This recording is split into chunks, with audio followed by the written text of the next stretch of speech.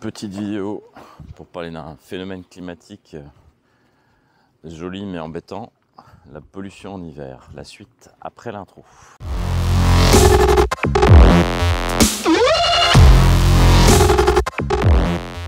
Voilà, bienvenue pour une nouvelle vidéo en fin de randonnée, parce que j'ai pris un petit peu d'altitude pour voir le soleil et pour parler d'un phénomène qu'on a l'hiver en plaine et en moyenne montagne. C'est que parfois on a le brouillard qui reste bloqué dans la vallée et du coup ça donne ce que vous voyez là, un brouillard épais mais qui va jusqu'à une certaine altitude. Et ce que vous voyez tout au long vers le fond, c'est ce qu'on appelle la fameuse ligne bleue des Vosges.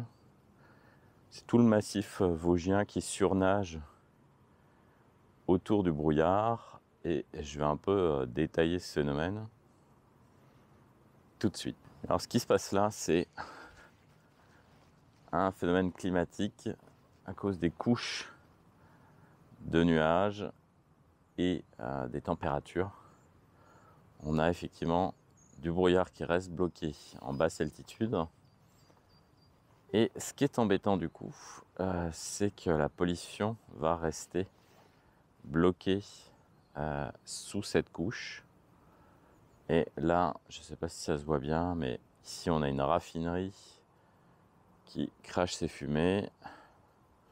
Plus au loin, on ne le voit pas très bien, mais on a la centrale nucléaire de Fessenheim qui ne rejette pas de fumée mais de la vapeur d'eau.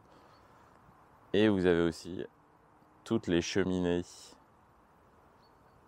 des particuliers qui rejettent aussi leur fumée. Et tout ça, ça reste bloqué sous cette couche nuageuse qui va du coup, s'il n'y a pas de vent dans les prochains jours, va stagner et les habitants vont respirer tout ça. Et évidemment, c'est pas de très bonnes des très bonnes qualités, tout cet air qui reste bloqué là-dessus. Et ce qui peut se passer au pire quand cette couche est vraiment très très nuageuse, c'est que vous pouvez avoir quasiment l'impression qu'il est 17h de l'après-midi tellement qu'il y a peu de soleil qui passe, parce que le soleil est au-dessus de la couche. Et la seule solution pour retrouver le soleil dans ces cas-là, c'est de prendre de l'altitude. Aujourd'hui, ici, le phénomène, je dirais qu'il faut monter à 600-700 mètres pour passer au-dessus. Et du coup, vous respirez l'air d'une meilleure qualité. Voilà. Assez fréquent en hiver, ce genre de phénomène. Effectivement, n'améliore pas la qualité de l'air. Et là, il faut juste attendre que un peu de vent ou des températures plus clémentes viennent casser le brouillard pour que l'air puisse de nouveau circuler. Voilà, ces couches se créent parce qu'il y a une différence de température et les couches froides vont rester bloquées au sol. Et pour ça, effectivement, il faut un minimum de froid. Et comme vous le voyez ici, il fait effectivement des températures proches de zéro dans certains endroits. Ici, on a encore la gelée sur les feuilles. Alors que 5 minutes avant, j'étais juste au soleil. Et du coup, pendant la journée, la rosée fond. Mais ici, on est quelques heures avant la nuit. Évidemment, ça n'a même pas dégelé pendant la journée. Voilà, bon, l'hiver est assez, on va dire, assez soft. On a eu que quelques jours de neige. Il reste un tout petit peu de neige en altitude. Enfin, un tout petit peu de neige. Il reste quand même de quoi skier au-dessus de 1500 mètres. Mais partout ailleurs, la neige qui était présente il y a quelques semaines est repartie. Voilà, c'était tout. C'était pour partager un peu ce phénomène climatique avec vous. Rien de particulier pour ceux qui passent un peu l'hiver entre les Vosges et la forêt noire. Je voulais profiter aussi de prendre un peu de soleil qui est tellement plus rare en hiver puisque il va se coucher à 16h30 et du coup plus de soleil et nuit noire. Je remercie aussi DJI parce que j'ai changé de micro pour la panne qui m'a fait perdre une demi-heure avant de réussir à tourner cette vidéo. Le micro s'était tout simplement bloqué.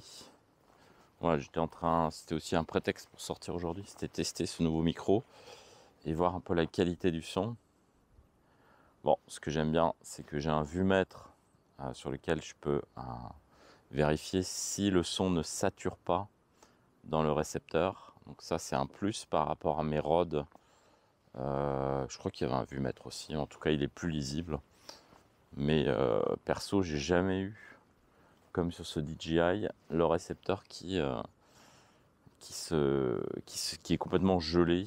Et du coup, je ne pouvais même pas lancer l'enregistrement, évidemment. Et quand on a un seul à emmener, j'ai emmené évidemment plusieurs micros aujourd'hui, mais imaginez que vous soyez en tournage et que votre seul micro tombe en panne et vous êtes comme un con. Si le moment est exceptionnel ou le lieu est exceptionnel, et ben vous ratez l'occasion de faire une vidéo. Évidemment, moi en plus, c'était la seule partie du parcours qui était au soleil et où je pouvais filmer dans des conditions décentes. Parce que tout le reste de ma rando était dans des vallons sombres, même avec de la gelée encore, et avec des petites caméras action comme ça, si vous n'avez pas un minimum de lumière, c'est plutôt pas terrible. Encore un petit panoramique des environs. Autrement, l'endroit est plutôt sympa. Et je rentre tranquillement. Voilà, je sais pas du tout si je vais réussir encore à faire des vidéos d'ici Noël. Si j'y arrive, tant mieux. Et sinon, je vous souhaite déjà des bonnes fêtes de fin d'année. Et sinon, à très bientôt pour de nouvelles vidéos. Ciao!